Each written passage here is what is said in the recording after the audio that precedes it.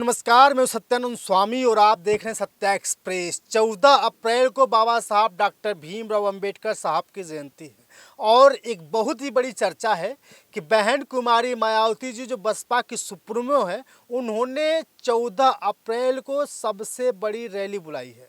लेकिन जो रैली होने जा रही है, इस रैली में बहन कुमारी मायावती जी तो नहीं आएंगी, लेकिन लोगों ने कहा कि बहन कुमारी मायावती जी को 14 अप्रैल को रैली नहीं बुलानी चाहिए थी। लेकिन बहुत सारे लोगों के मन में अलग अलग संदेश होंगे, अलग अलग विचार होंगे कि बहन जी ने 14 अप्रैल को रैली बुलाई है, जबकि पूरा देश अपने अपने गांव में, अपने अपने गलियों में बाबा साहब डॉक्टर भीमराव अंबेडकर साहब की जयंती मनाता है।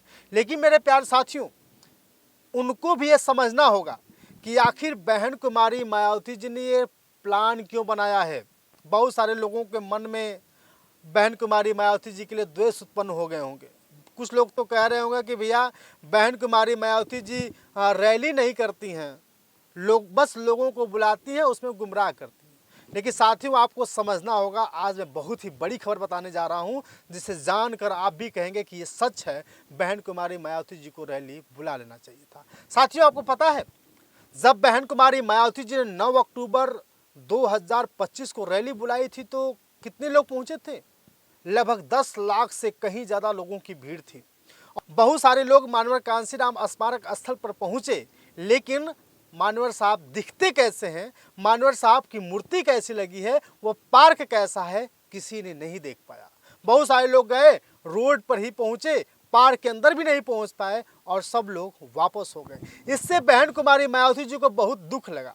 उन्होंने कहा कि अब मैं ऐसा नहीं करूंगी। इसके बाद आपने देखा, बहन कुमारी मायावती जी ने नोएडा में मानवर कांशीराम साहब की पुण्यतिथि पर बुलाया, फिर इसके बाद मानवर साहब की जयंती पर बुलाया और उसमें रैलियां नहीं की, क्योंकि उन्होंने कहा कि जब मैं रैली करती हूं, यानी बहन कुमारी मायावती जी की जब रैली होती है तो पूरा रोड एकदम साफ हो जाता है, चारों तरफ पुलिस हो जाती है, चारों तरफ लोग जो है कि भीड़ लगा देते हैं। ऐसे में जितने भी तीर्थ यात्री आते हैं, जितने भी लोग आते हैं रैली में, वे लोग ना ही पार्क को देख पाते हैं, ना ही मानवर साहब या किसी भी महापुरुषों को दर्शन नहीं कर पाते हैं, ना ही कैसी मूर्तियां बनी हैं, कितनी मूर्तियां लगी हैं, ये देख नहीं पाते। इसलिए बहन कुमारी मायावती जी ने प्लान बनाया कि जब जब कोई भी जयंती आती है, जबकि प्रत्येक पार्कों में टैक्स लगाया गया है, यानी कि आपको फीस जमा करनी पड़ेगी, यानी पर्ची कटवानी पड़ेगी,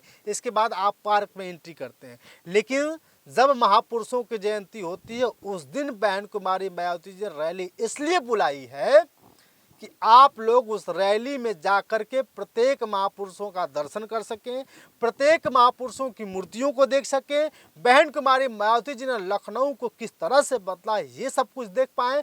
क्योंकि आपको बता दूं कि प्रत्येक पार्क में फीस लगता है, टिकट लगता है, और प्रत्येक टिकट की कीमत 20 से लेकर के 50 रुपये।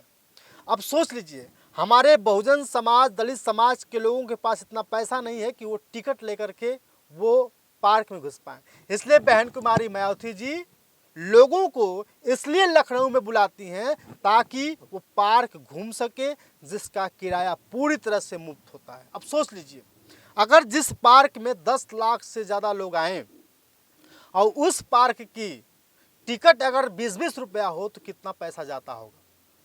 लेकिन बहन जी सबके लिए उस दिन, जिस दिन रैली बुलाती हैं, पूरी तरह से पार्क को निःशुल्क कर दिया जाता है। अब सोच लीजिए, जो लोग हिचकिचाते होंगे लखनऊ में रहने वाले या लखनऊ के बाहर रहने वाले लोग कि बहन कुमारी मायावती जी को पार्क को हम नहीं देख पाते हैं, जो लोग ये सोचते होंगे कि नहीं पार्क को कैसे घूमेंगे, वहाँ टिकट लगता है, तो इसलिए बहन कुमारी मायावती जी प्रत्येक महापुरुषों के जयंती पुण्यतिथियों पर पार्क को फ्री करा देती है। और जाती है कि सभी महापुरुषों की वहाँ मूर्तियाँ हैं और उन मूर्तियों को देखने के लिए भी आपको टिकट देना पड़ता था। लेकिन बहन कुमारी मायावती जी ने 14 अप्रैल को उस पार्क को निःशुल्क कर दिया है कि जितने भी लोग आएँ, जितने भी लोग दूर दराज से या लखनऊ में रहने वाले लोग जाएं, उन्हें टिकट नहीं देना पड़े और जा कर के अपने महापुरुषों का दर्शन कर सके, जा कर के ये देख पाएँ कि बहन कुमारी मायावती जी ने उनके लिए क्या किया है।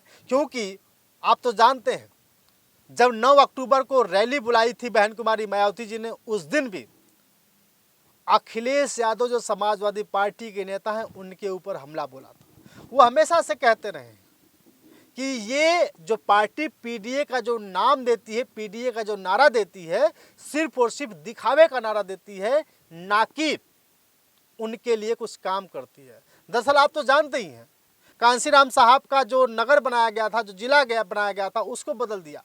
बहुत महापुरुषों के सामने से लाइट हटा दी, मूर्तियां हटा दी, और ज्योतिबा राव फूले साहब का जो नगर बना था उनका भी नाम बदल करके हटा दिया था, अमरोहा कर दिया था। इसलिए मेरे प्यारे साथियों, बहन जी भाजपा को टारगेट न करते हुए, क्योंकि भाजपा कभी ऐसा काम नहीं की जिससे दलितों को लज्जित होना पड़े, पिछड़ों को लज्जित होना पड़े, इसलिए बहन जी कहती हैं कि मुझे तकलीफ भाजपा से नहीं है, मुझे तकलीफ है कांग्रेस से।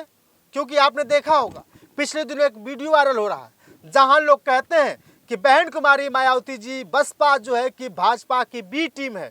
लोग कहते हैं कि भाजपा से मिली हुई है, और आपको बता दूं जीता जागता सबूत राहुल गांधी कि कांग्रेस के बड़ा नेता होने के बावजूद वो मोदी जी से मिलते हुए नजर आते हैं, जबकि बड़े बड़े मंचों से हमेशा प्रधानमंत्री मोदी जी का विरोध किया जाता है। इसलिए साफ स्पष्ट होता है कि सभी लोग कहते हैं ना कि सभी लोग मिले हुए हैं, सभी लोग एक ही टाट पर बैठने वाले हैं, लेकिन अगर किसी भी नेता का किसी भी अन्य पार्टियों के साथ फोटो नहीं देखा जाता है तो वो है सिर्फ और सिर्फ बहुजन समाज पार्टी के लोग। बहुजन समाज पार्टी के लोग ना तो भाजपा के साथ अक्सर देखे जाएंगे, ना ही भाजपा के साथ अक्सर देखे जाएंगे, ना ही कांग्रेस के साथ अक्सर देखे जाएंगे। लेकिन यहाँ तो अखिलेश यादव को भी आप लोगों ने भाजपा के लोगों के साथ मिलते हुए देखा होगा, बैठते हुए देखा होगा, चाय पीते हुए देखा होगा, एयरपोर्ट पर मस्ती करते हुए देखा होगा। और कांग्रेस का तो हाल ही आप जानते हैं, जब भी कोई भी दुख और संकट पड़ता है या कोई भी बात होती है वो मोदी जी के पास ज़रूर पहुंच जाते हैं। अभी हाल ही में वो जो है कि स्वागत भी कर रहे थे उनका। तो साथियों आप समझिए, बहन कुमारी मायावती जी हमेशा से दलित पिछड़ों मुसलमानों के लिए एक्टिव रही हैं। वो कहती हैं कि समाज तभी बड़ा हो सकता जब सरकार सत्ता रहेगी, और सत्ता तभी आएगी जब सभी लोग एकजुट होंगे। अब सोच लीजिए, जिस 14 अप्रैल को लोगों ने कहा कि बहन जी 14 अप्रैल के दिन जो रैली बुला रही हैं वो बहुत ही गलत बुला रही हैं, तो आपको बता दूं कि इसी बहाने बहुजन समाज के लोगों को उस पार्क में फ्री में घूमने का मौका मिल जाएगा। जो लोग तरस रहे होंगे, जो लोग ये सोच रहे होंगे कि भैया हम तो लखनऊ जाते हैं लेकिन पार्क में नहीं घूम पाते हैं, जो लोग ये सोच रहे होंगे कि भैया हम लखनऊ जाने का प्रयास तो करते हैं लेकिन हम यहाँ से चले तो जाते हैं लेकिन टिकट का पैसा इतना लगता है कि हम अपने परिवार को नहीं घुमा पाते हैं, इसलिए बहन कुमारी मायावती जी ने पूरे पार्क को निःशुल्क कर दिया है। तो इसी बहाने बहन जी कही हैं कि लखनऊ जाइए, पार्कों को देखिए कि किस तरह से बहन कुमारी मायावती जी ने उनके पूर्वजों को बैठाया है, वहाँ खड़ा किया है, और कैसी कैसी मूर्तियाँ लगी हैं, ताकि उस पार्क को देखने के बाद आपको एक एहसास हो कि बहन कुमारी मायावती जी ने अपने शासन काल में सत्ता के दौरान क्या कुछ किया है। साथियों, बहुत सारे लोग अनाप शनाप बकेंगे, तो बाबा साहब की जयंती सब जानते हैं कि पूरे विश्व लेवल में मनाई जाती है, लेकिन बहन कुमारी मायावती जी बहुत ही दूरगामी हैं, दूरगामी सोच की। अगर उन आप तो ये भी जानते होंगे, आप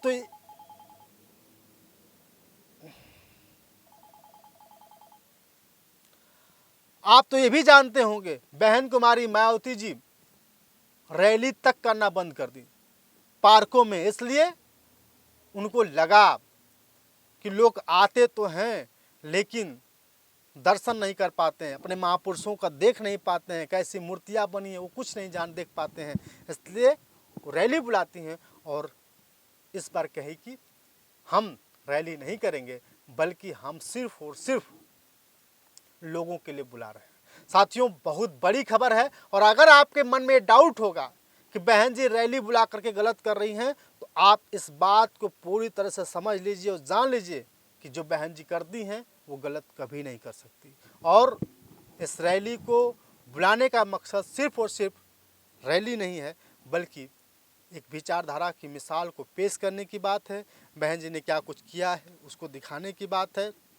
जबकि 14 अप्रैल को दिन मोदी जी भी रैली करेंगे, योगी जी भी रैली करेंगे, अखिलेश यादव जी भी रैली करेंगे, सभी लोग करेंगे, सभी पार्टियां रैली करेंगी कि सिर्फ और सिर्फ दलितों का वोट बैंक, बहुजनों का जो है कि वोट बैंक उनके पास आ जाए। इसलिए आपको खबरदार होना पड़ेगा और आपको समझना होगा। इसलिए हम सीधे आपको दिखा रहे थे, बता रहे थे।